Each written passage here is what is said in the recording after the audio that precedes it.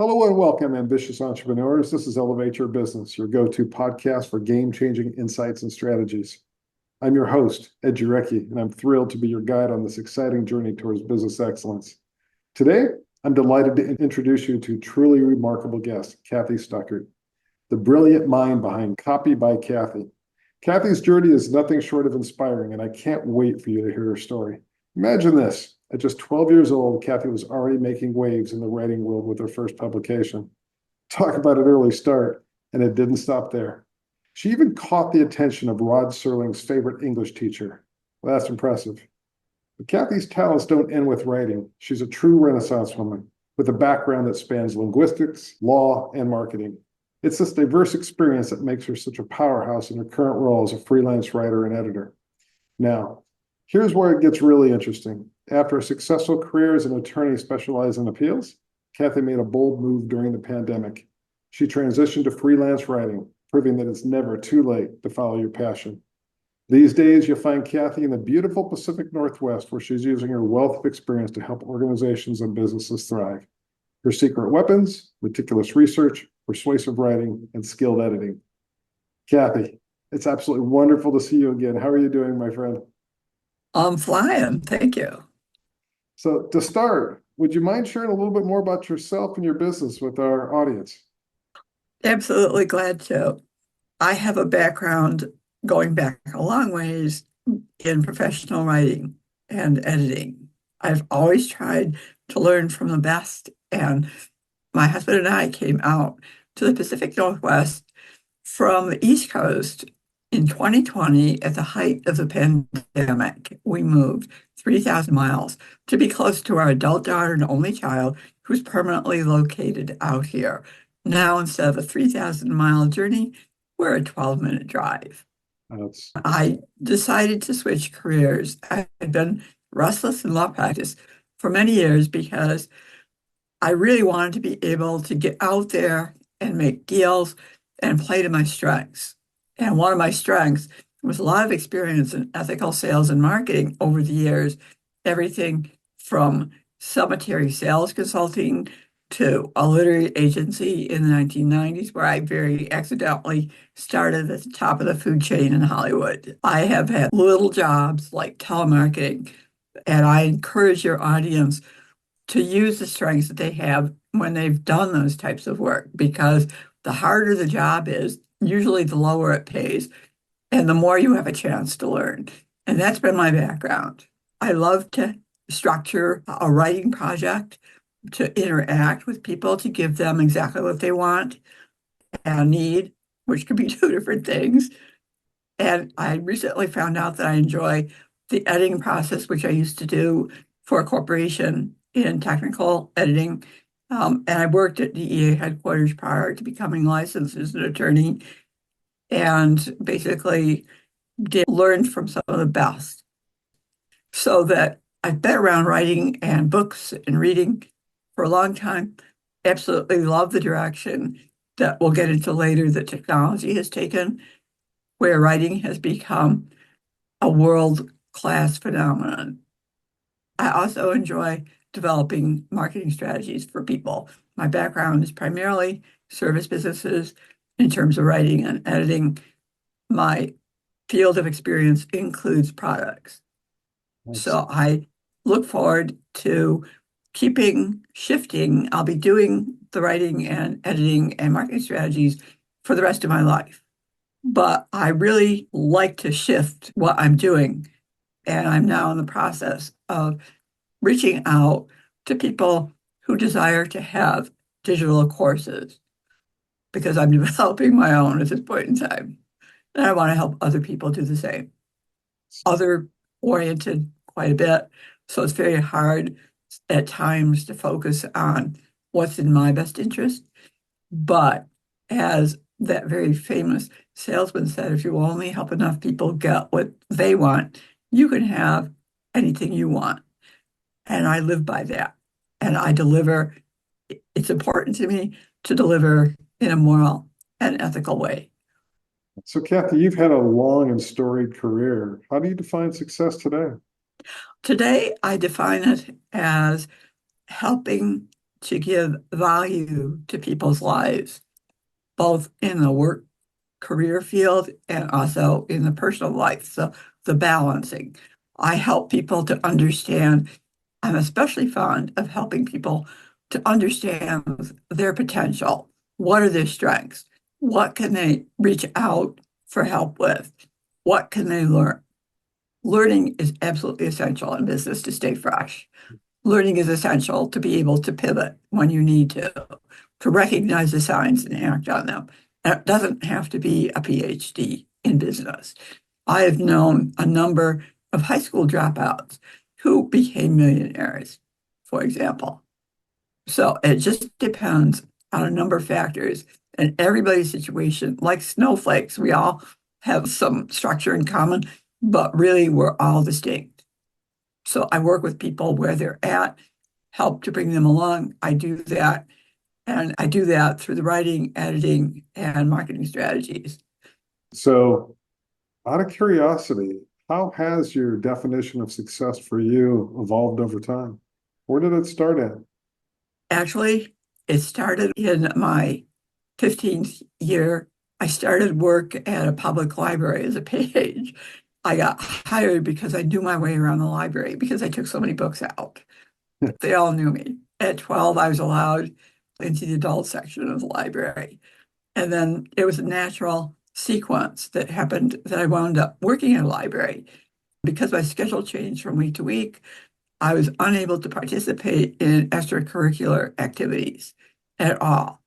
So even though one of the things I accomplished in high school was to be what's called a National Merit semifinalist, I never was allowed to join the National Honor Society because working to help a poor family didn't count. And I faced an obstacle in that my mother did not favor my going to college. And early in my life, I realized that I wanted to go to college. My father was a disabled war veteran. My mother was a primary breadwinner as a secretary. Money was always very tight. So my first goal was, after getting a job, was to go to college. During college, I reached out and I became an Avon lady. That was my very first step towards an independent business. And I really loved the products. Didn't sell that much, but I sure really had a nice scent most of the time and a little bit of makeup. Then in my third and final year, I completed my bachelor's in 3 years, not four. I chose to live at home, and my mother went along with it rather reluctantly. So I was kind of in a hurry to graduate, and then my goal was to get a job.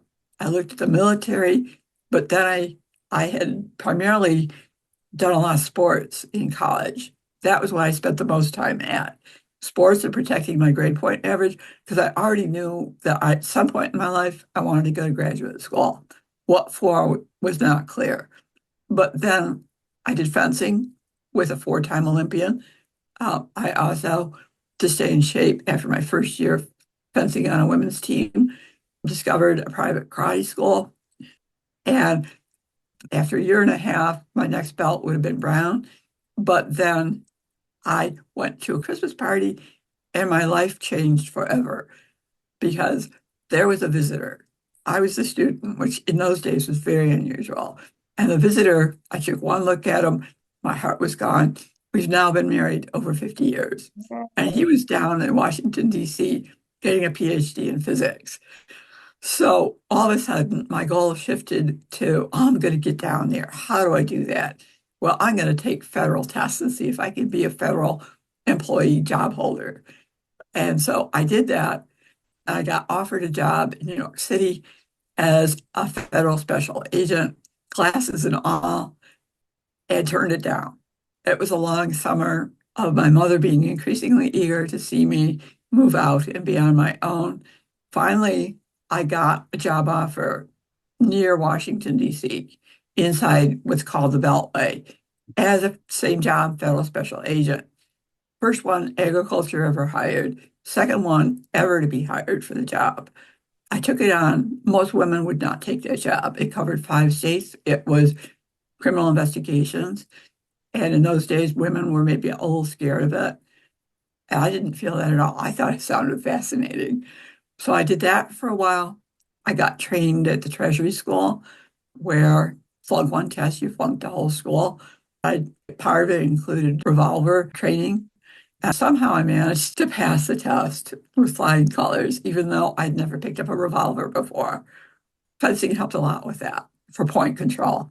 But I was convinced I'd flunked when I was 100 feet back and firing standing. It was a long walk back to that target. But when I got there, almost every shot was right to the heart. And I Wow. graduated the next day. Then they were going to send me to West Virginia. I was newly married. So I took a job at DEA headquarters as a writer editor for the public information section and worked on a variety of publications. Great experience, very qualified supervisor.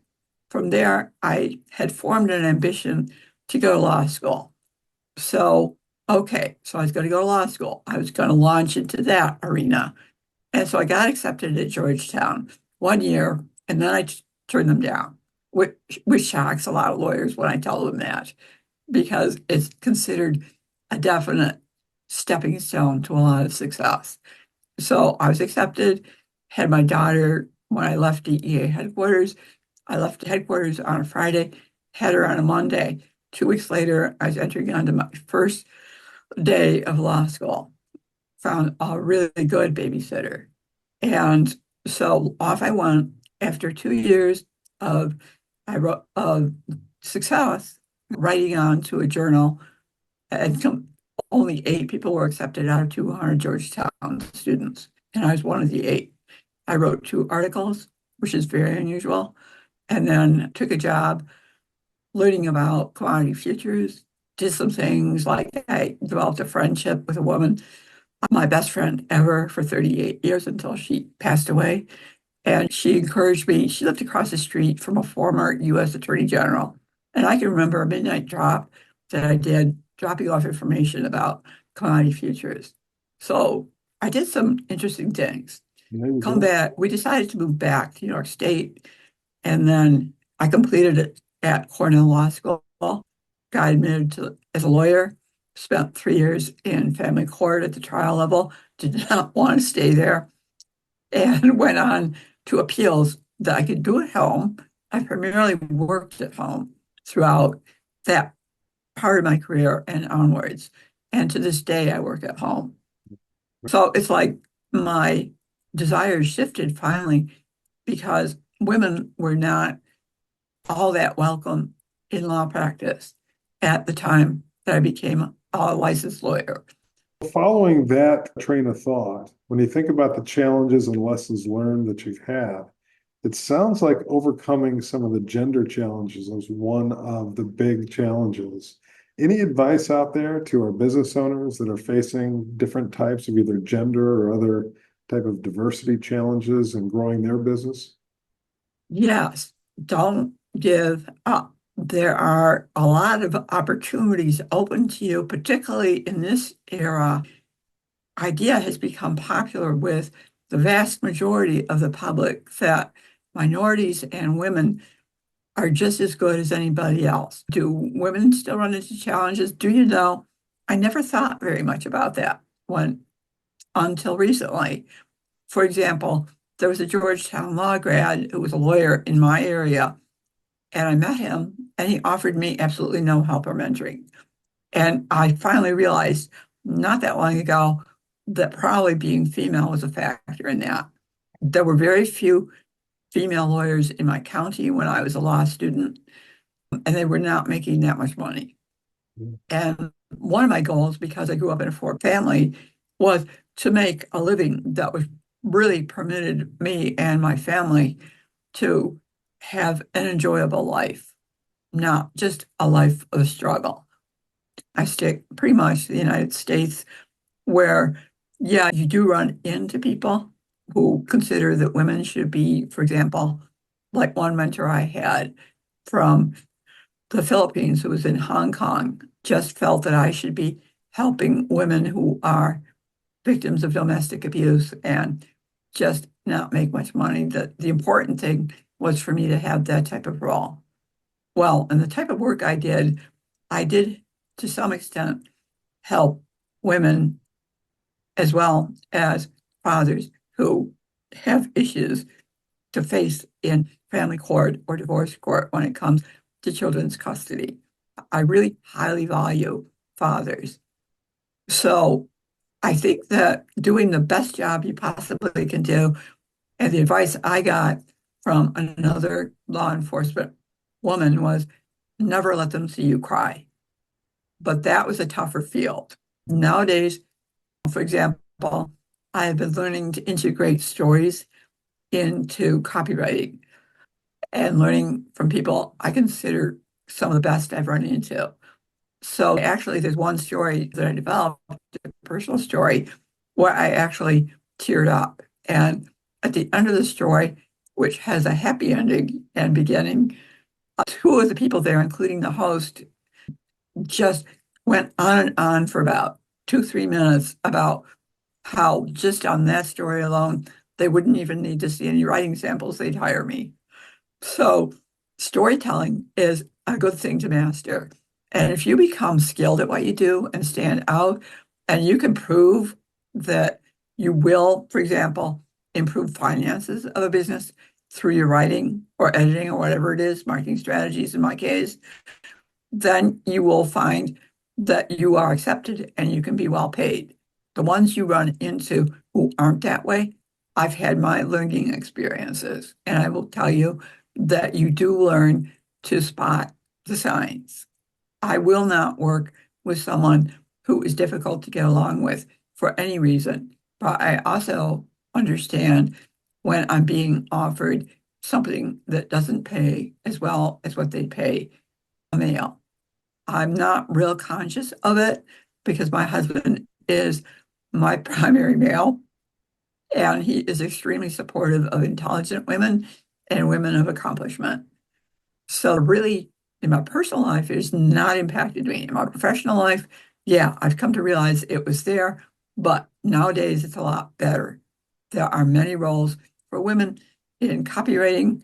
A typical job, for example, with experience, you might earn 120,000 a year. And in my experience, a strong interest in doing that type of work in particular. And there are places you can learn from some of the best, and they will be open to you.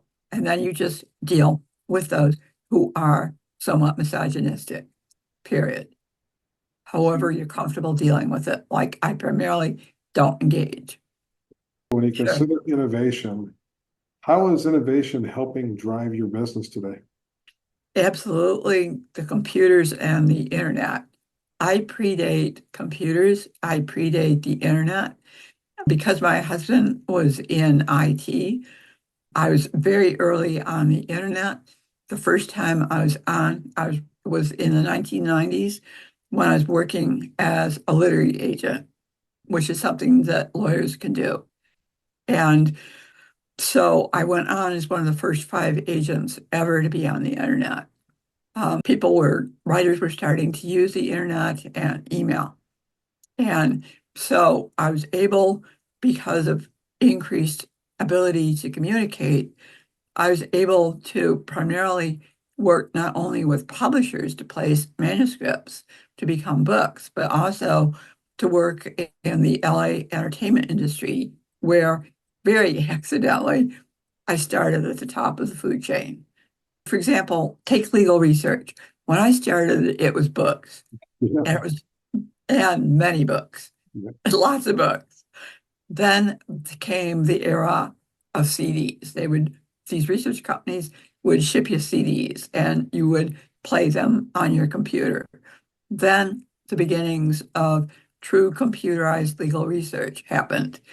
Nowadays, what's happened is that AI has been early on in legal research. My legal research company, Case Text, was founded to develop legal research and other functions using AI for attorneys. And it is massively changing that industry. Well, It is massively changing copywriting. I always wondered that. I've only taken a few law courses between my undergrad and my master's. But I do remember the libraries and all those books because I also predate those things. So it's just absolutely amazing because where I've always thought that it could go, and I know there are challenges, is that all the legal precedent for different cases would be so much more readily accessible when you're building your cases than ever before. Then it comes to really looking at the references and backing up references and stuff like that to make sure the context that's being pulled back is accurate. Any thoughts around that? Yeah, Casetext, for example, now has a program.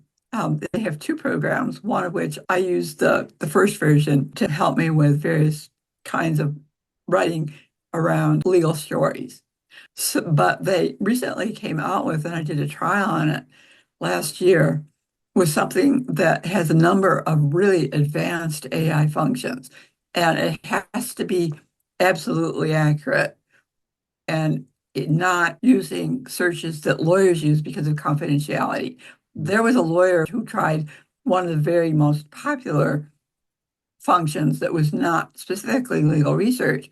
He used it for research and he became infamous because he got into a lot of trouble because he was mentioning legal cases that did not exist because that's what the AI function told him.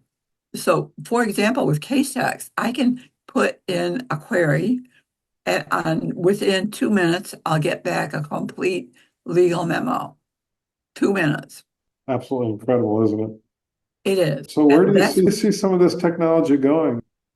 what's happening is that it's automating a lot of stuff. I marketed to lawyers where in the state I'm from throughout the state to get appeals, statewide practice and federal. And he designed a whole series of everything from complaints for a divorce to letters to send out to clients. He packages it all up and he was selling it to other attorneys. And they could complete in hours what used to take them a lot of time. It was primarily something that wasn't a bitter divorce. It was something where both parties were agreeing.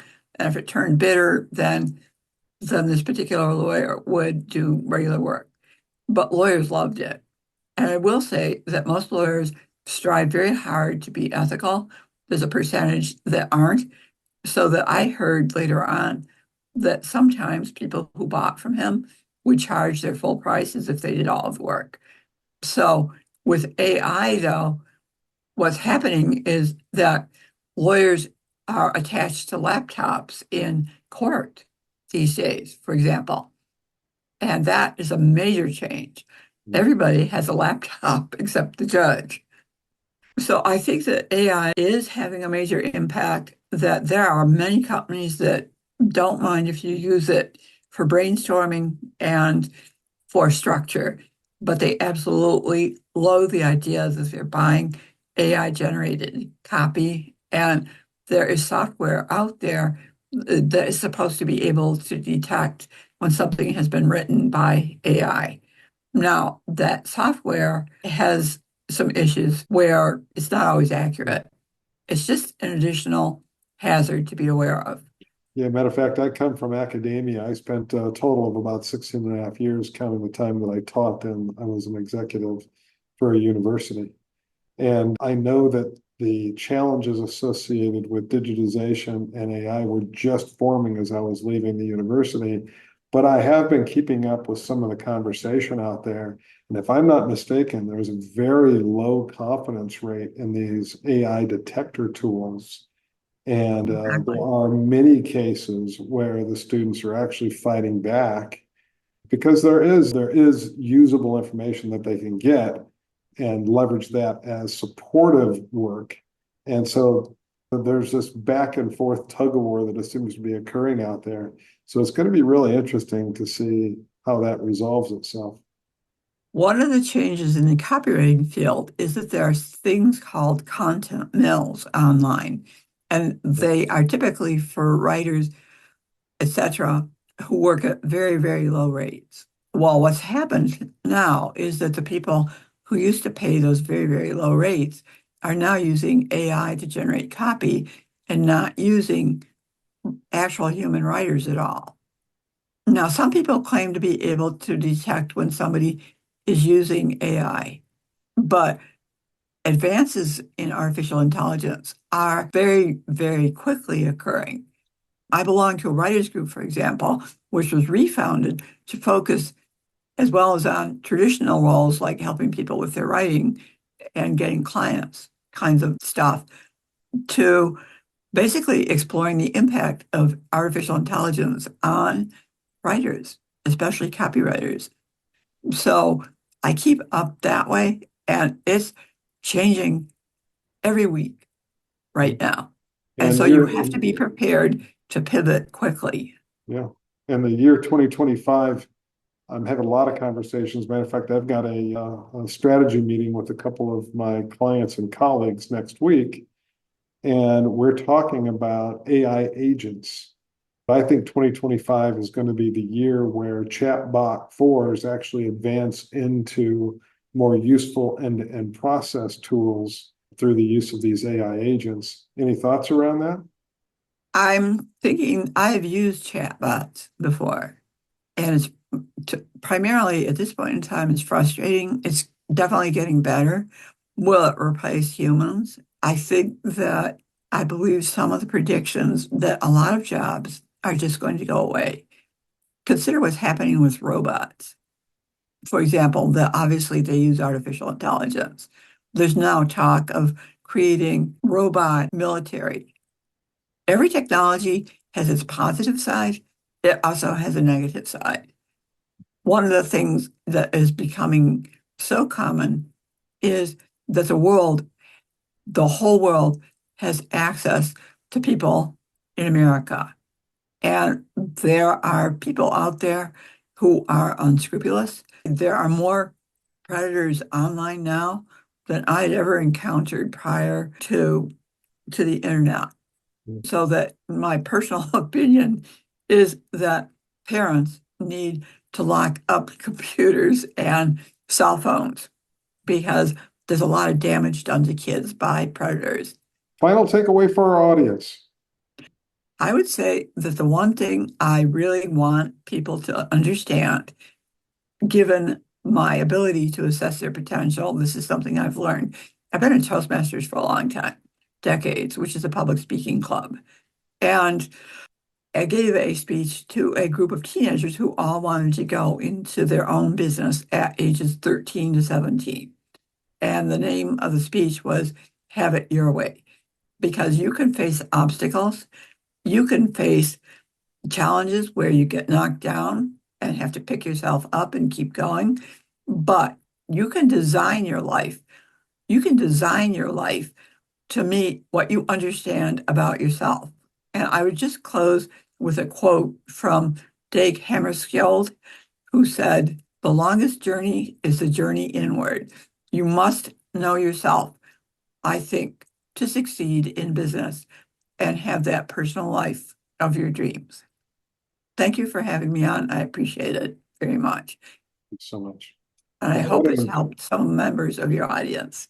Absolutely. What an incredible journey we've been on today with Cathy Stuckart. I'm truly inspired, and I hope you are too. Cathy, thank you so much for sharing your story and your insights with us.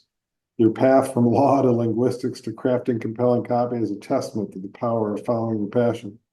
Before we wrap up, I'd love to pose a question to our wonderful listeners. What's the most unexpected career pivot you've made or witnessed that led to success? We'd love to hear your stories. To our audience, thank you for tuning in and being part of this vibrant community of ambitious entrepreneurs. We hope today's episode has sparked new ideas and given you fresh perspectives to elevate your business.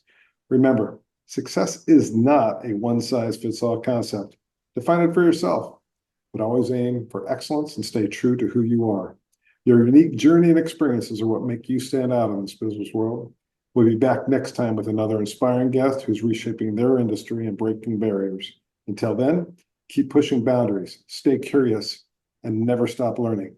Thank you again to Cathy and to all of our listeners. Stay resilient, stay innovative, and keep elevating your business. Have a wonderful day.